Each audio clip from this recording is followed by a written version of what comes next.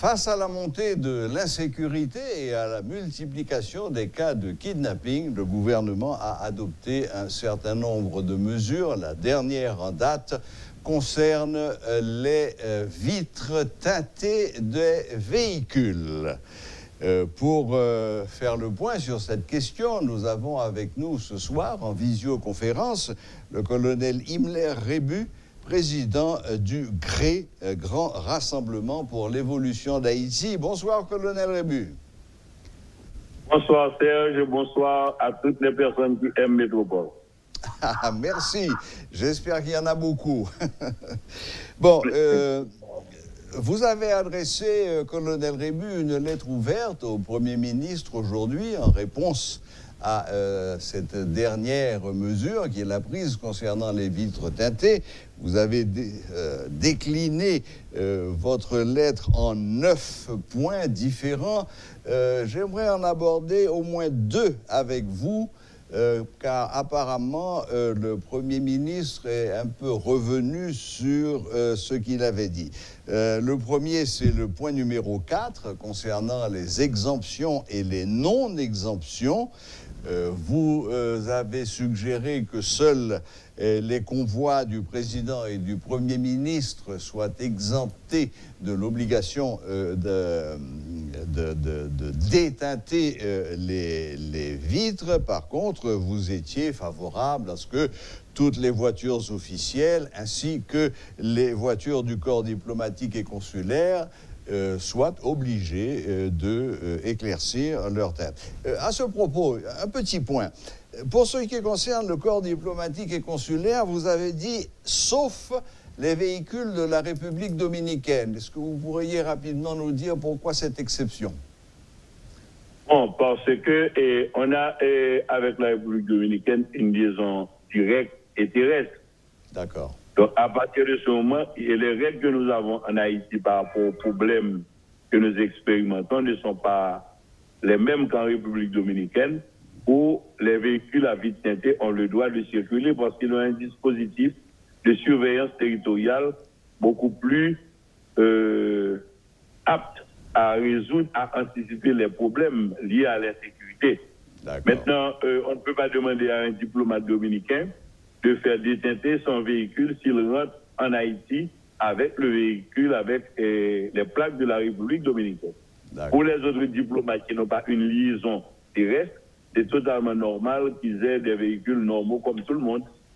D'accord, très bien. Bon, voilà un petit point qui a été clarifié. Maintenant, le Premier ministre a répondu en disant que pour lui, non seulement les voitures des convois, mais également les voitures officielles ainsi que les voitures diplomatiques et consulaires seraient exemptées. Qu'est-ce que vous pensez de ces exemptions?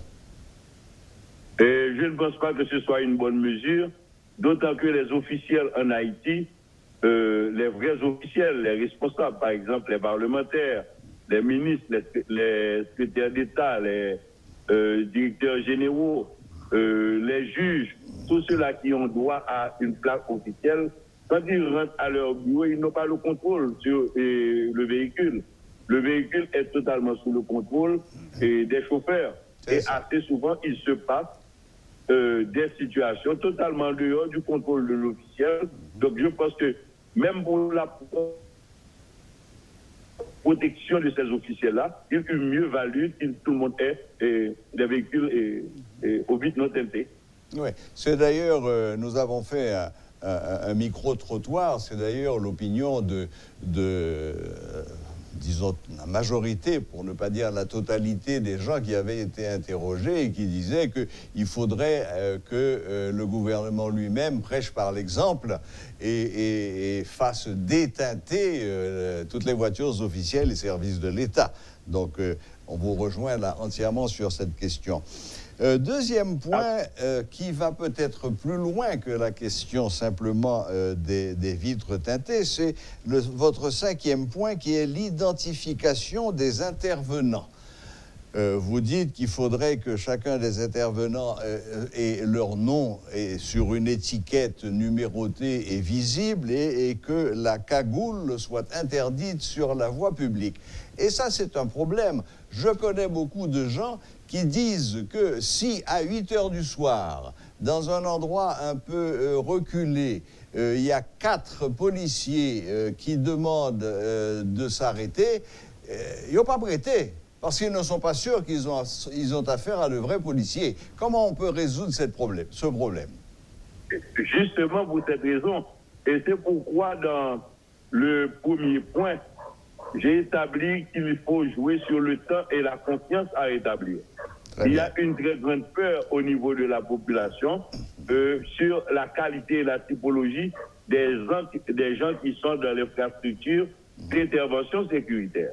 Donc, il faudrait dans un premier temps accorder un délai beaucoup plus long et aux structures de l'État pour qu'ils puissent effectivement mettre les mesures en application, mais permettre aux citoyens aussi d'être délestés d'une certaine pression de l'immédiat.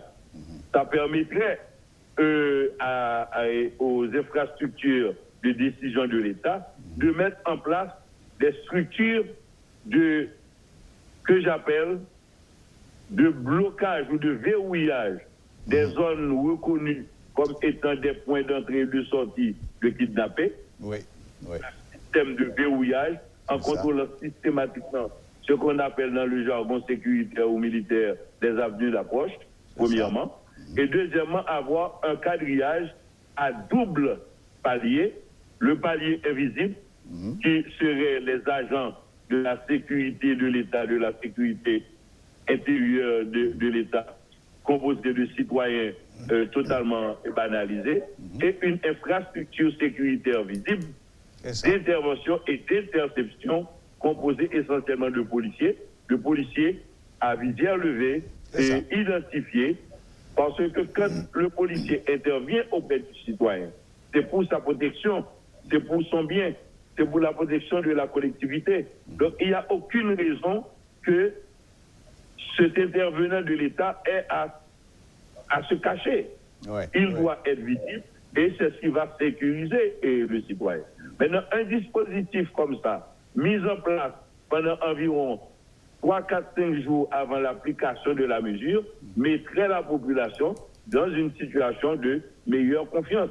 On serait étonné de voir qu'après 15 jours, 22 jours d'opérationnalisation de ce système, on reverrait les gens à sortir, aller au restaurant, à sortir, aller danser, et parce que on aura l'impression, le sentiment que la ville est sous le contrôle de l'État.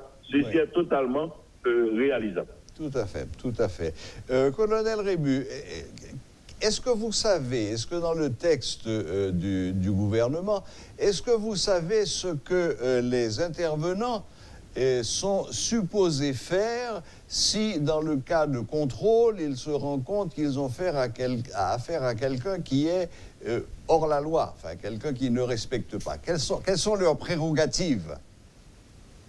Non, ils ont ce qu'on appelle les standard operations de procédure, et dans l'évaluation d'une menace et dans la riposte proportionnelle par rapport à la menace.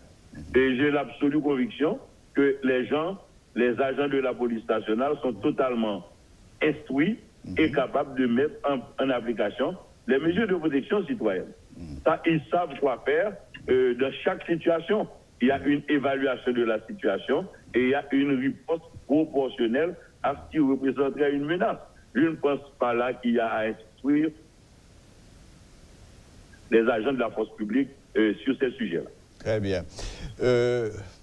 Un autre angle, colonel Rébu. Ce n'est pas la première fois que le gouvernement prend des mesures pour résoudre tel ou tel problème. L'expérience nous montre qu'en général, ces mesures sont respectées pendant 3-4 jours, maximum une semaine, et après, elles tombent dans l'oubli.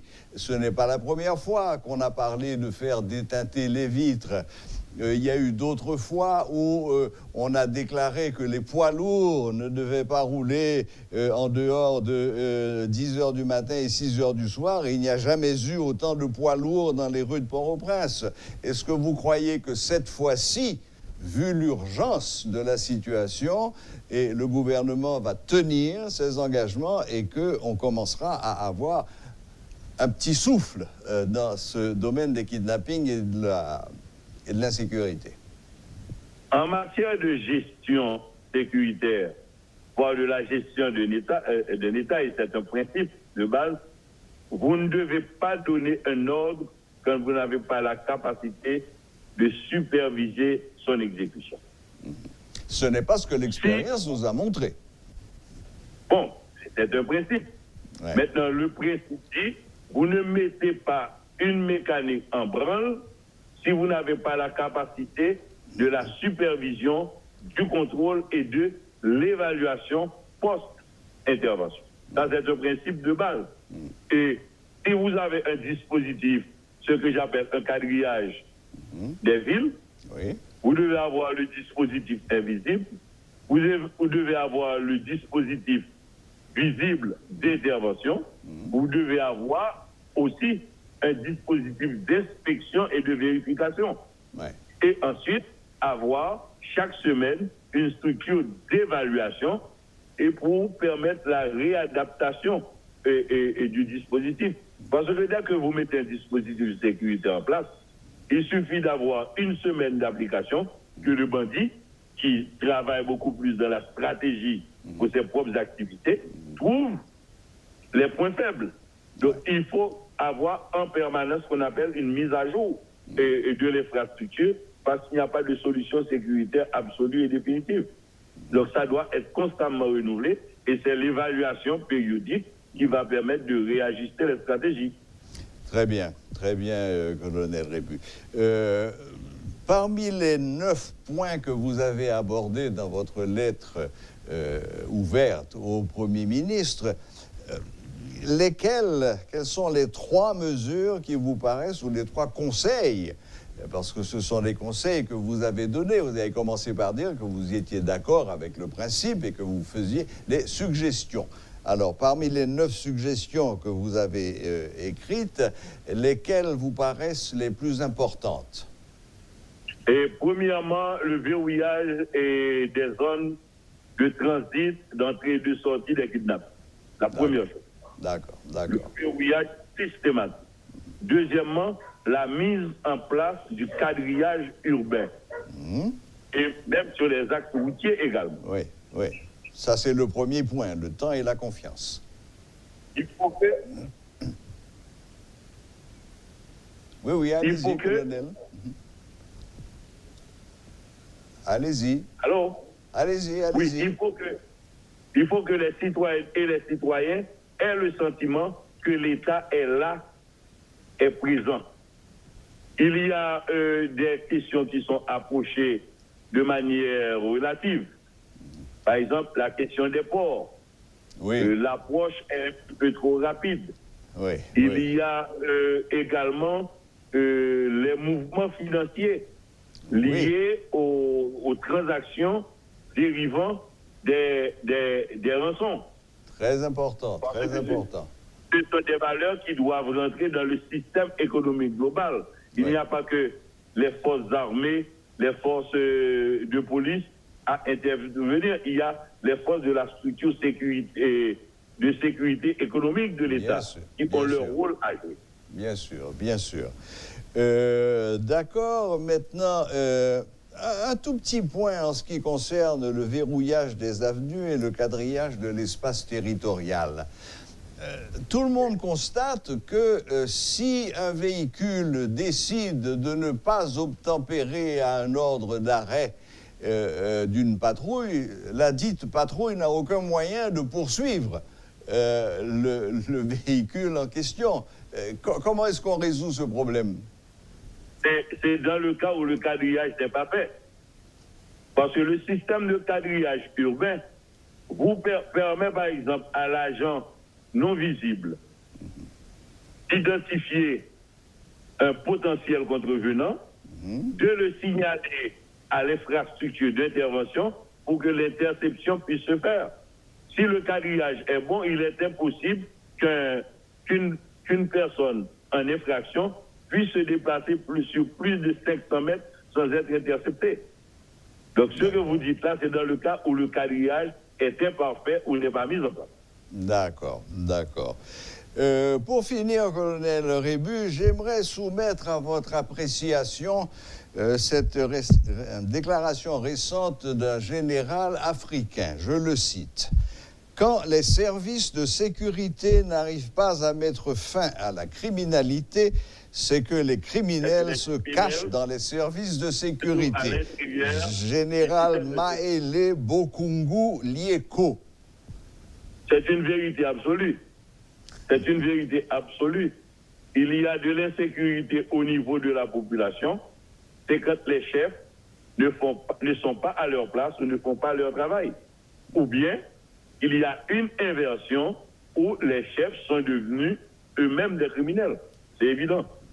Donc vous êtes d'accord avec ce général? Le colonel est d'accord avec le général? Absolument. Dans aucune société, le désordre ne se fait jamais à la base dans aucune société. Quand vous voyez le désordre à la base, c'est l'expression de malaise ou de choses mal faites ou bien faites négativement par exprès au niveau de la tête. Bon, bah écoutez, colonel Rébu, merci. Merci de vous être rendu disponible pour nous, pour cette interview en visioconférence, encore une fois. Et puis, bonne continuation. Toujours un plaisir. Et il faudrait aussi que les autorités n'oublient pas qu'ils avaient eux-mêmes sorti un décret demandant aux citoyens d'aller payer environ 10 000 gourdes pour le droit de faire la test de leur véhicule. Je pense qu'il serait très élégant et même politiquement intelligent que ces valeurs-là soient retournées aux citoyens. Voilà, ça c'était votre 9e point sur la moralité publique. Encore une fois, merci, colonel Rébu. Bonne fin de journée et à très bientôt.